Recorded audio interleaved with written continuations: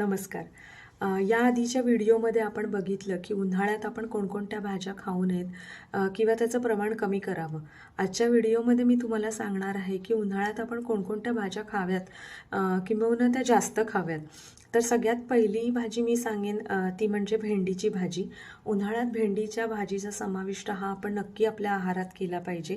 कारण भेंड्यामध्ये मोठ्या प्रमाणात फायबर असतात, अँटीऑक्सिडंट असतात. त्यामुळे उन्हाळ्यात आपल्याला वजन कमी करण्यासाठीही याचा फायदा होतो. ओव्हरऑल हेल्थसाठीही भेंडी ही खूप उपयुक्त आहे.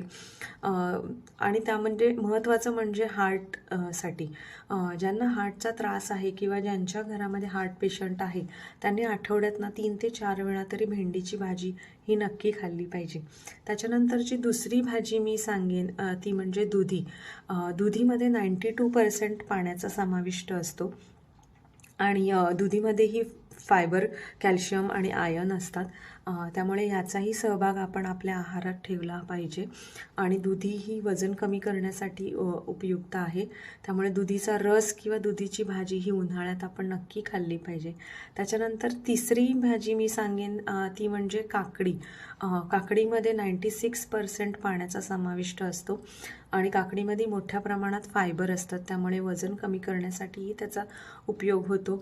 आणि उन्हाळ्यात आपण जर काकडी जास्त प्रमाणात खाल्ली तर आपल्या शरीरात एक थंडावा राहतो आणि फायबर असल्यामुळे आपल्याला सारखं खाण्याची क्रेविंग्स होत नाहीत.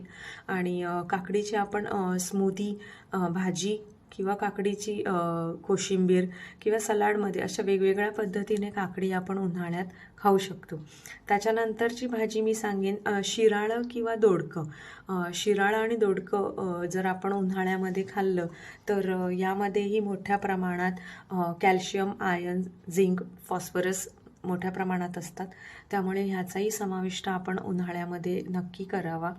आणि त्याच्यानंतरची शेवटची भाजी मी सांगेन ती म्हणजे शिमला मिरची.